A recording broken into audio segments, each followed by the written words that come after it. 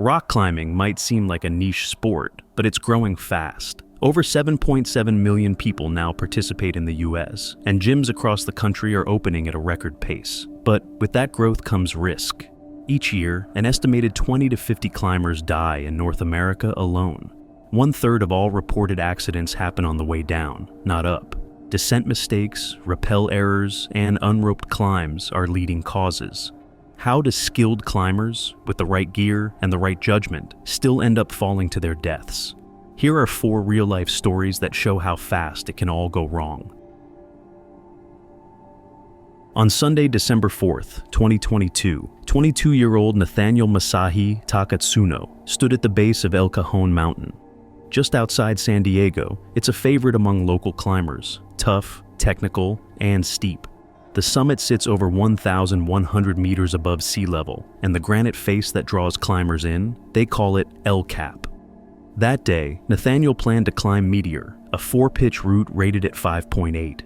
Nothing easy, but manageable for a solo climber with experience.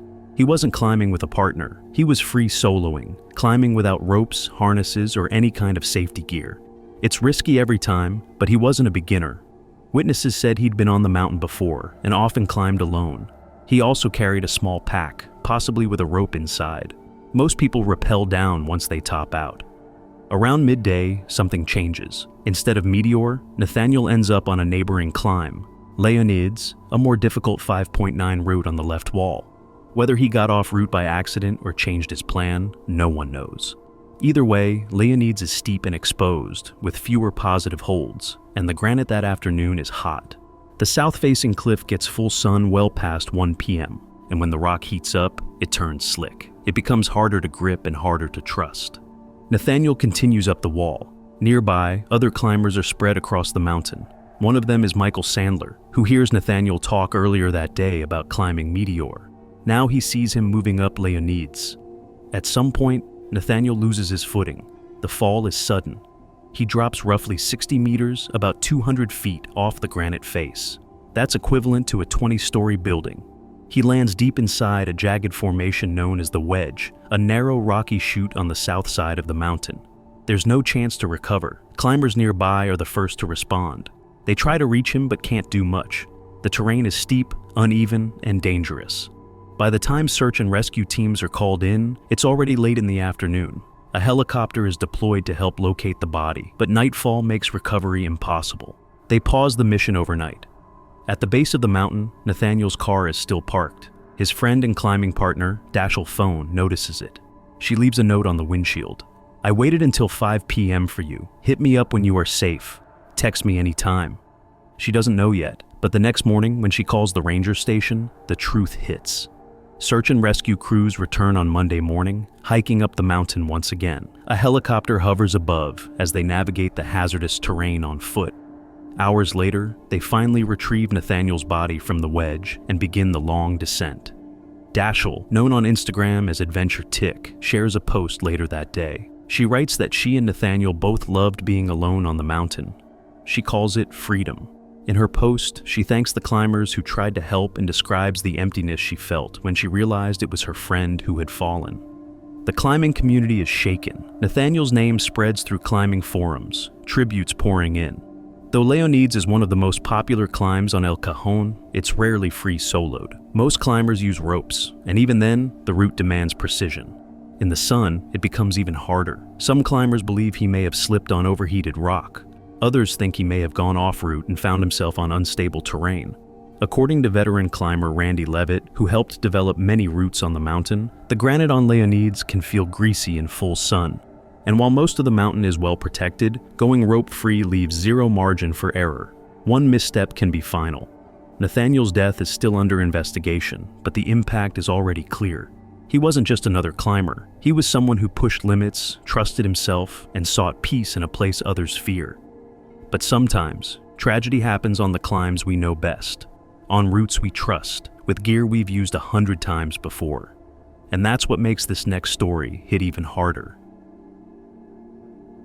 It's Saturday, January 18th, 2025, a calm, clear afternoon in Red Rock Canyon, Nevada. Not far from Las Vegas, the cliffs here attract thousands of climbers every year. That day, 30-year-old Micah Manise hikes up the Pine Creek Trail, one of the most scenic routes in the park, with a friend. It's not her first time here. She's been climbing since 2014. Her Instagram is filled with photos of chalked hands, craggy boulders, and desert skies. This canyon is her second home. Micah grew up in Carson, Southern California, and lived in nearby Aliso Viejo. She worked part-time at Wild Rivers and went to California State University.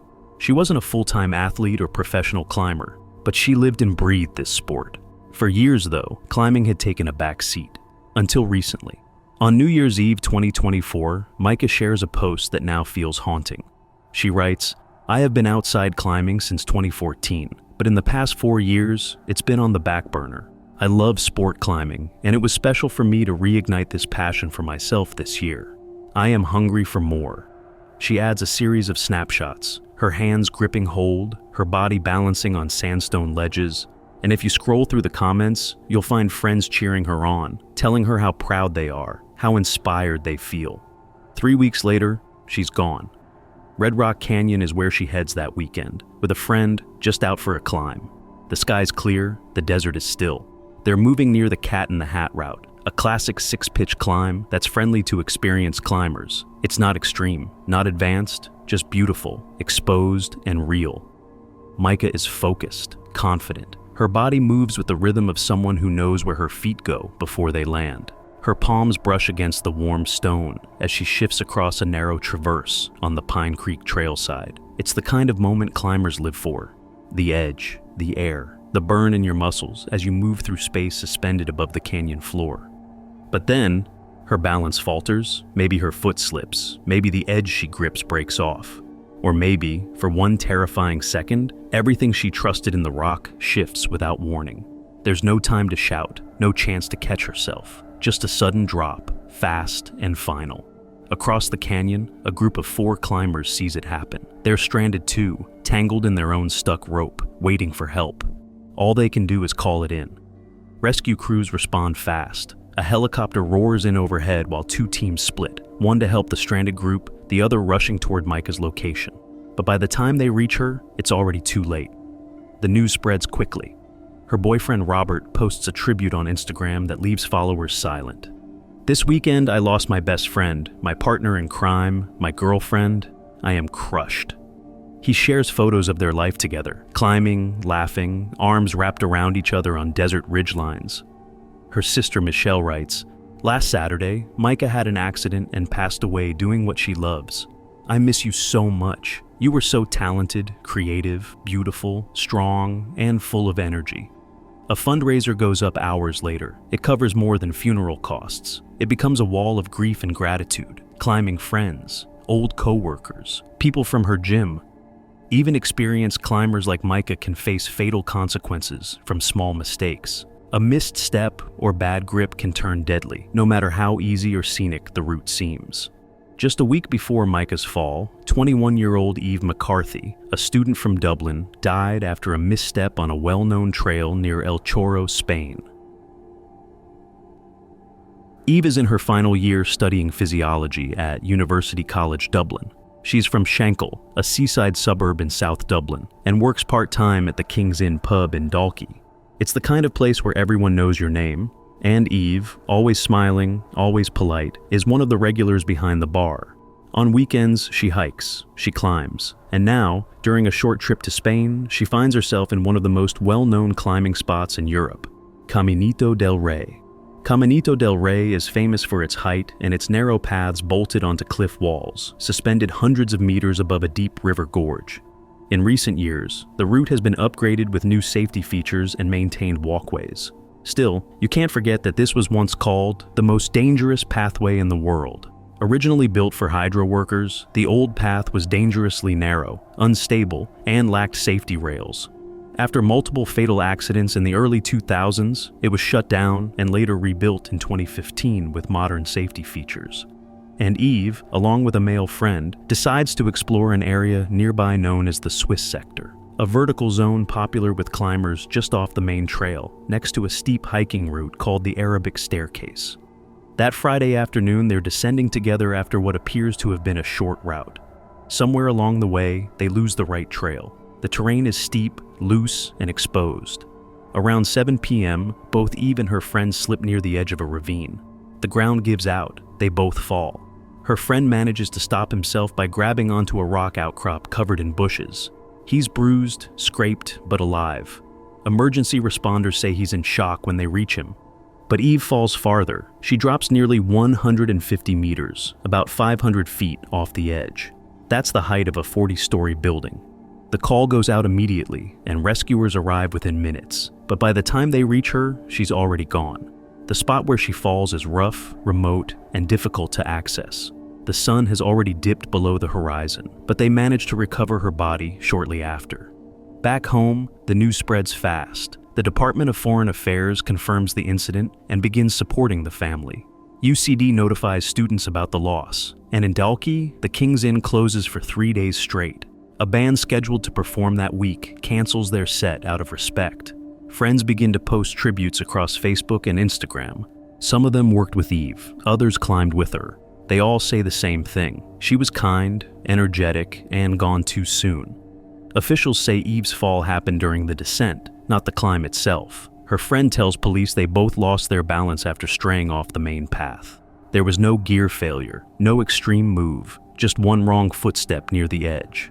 That's all it takes sometimes.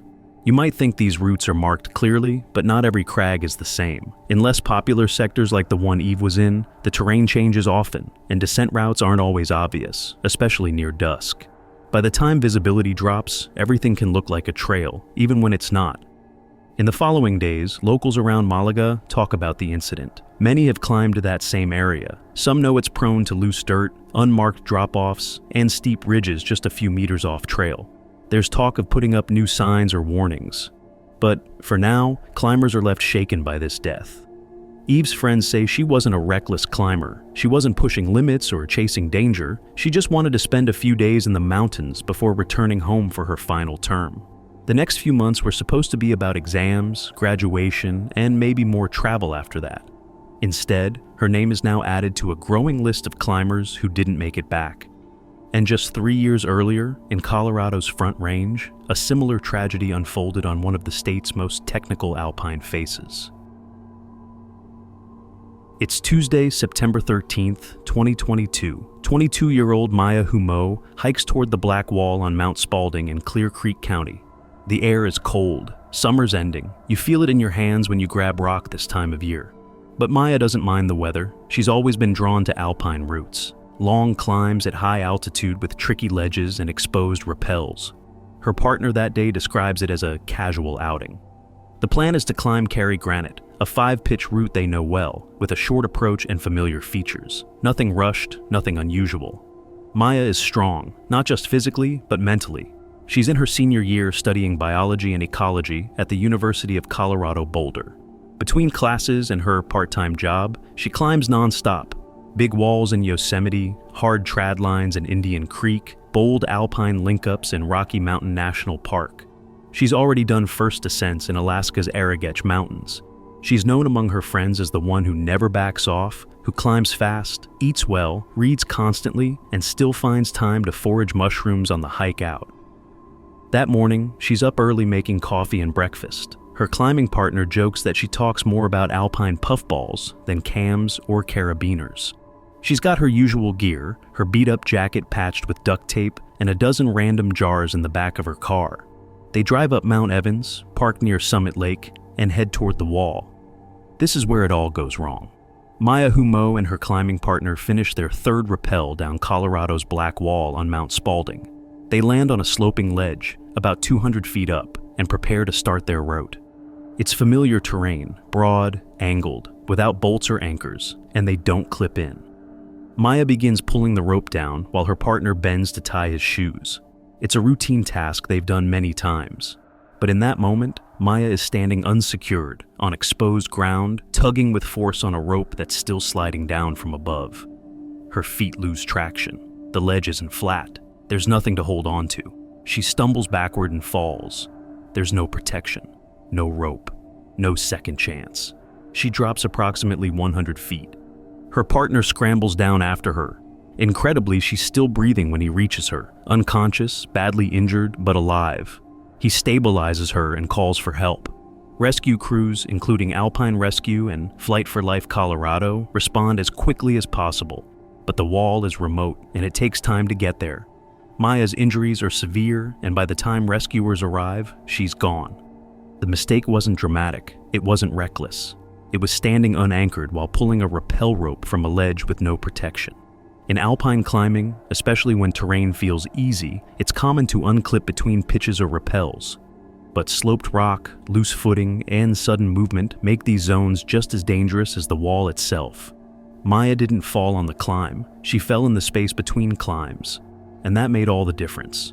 She wasn't careless. Her parents, both Olympic athletes, say they were always nervous about her outdoor climbing, but they knew she wasn't the kind of person to take foolish risks. She was careful. She knew what she was doing. Maya's last post on Instagram is from Long's Peak. She's halfway up a ridgeline, roped in, focused, smiling. One of many photos on her feed of big climbs, remote peaks, and dusty trailheads. Her friends call her a role model. For women, yes, but really for everyone in her circle. She was the kind of person who remembered birthdays, brought homemade food to every trip, and still had the energy to tick off 5.12 trad routes between exams. After her death, climbers across Colorado post tributes. Some knew her from routes in El Dorado Canyon, others from Boulder Canyon or Cochise. Her climbing logs list over 100 routes, many of them unsighted or done in fast alpine style. Her friends describe her as someone who didn't climb for the grade or the photo. She climbed because it made her feel alive. And that's the part you can't ignore. For climbers like Maya, the draw isn't the danger, it's the space, the clarity, the simplicity. That day on Black Wall wasn't supposed to be epic. It was just one more day in a life built around movement, mountains, and the people she loved. But sometimes, one step is all it takes.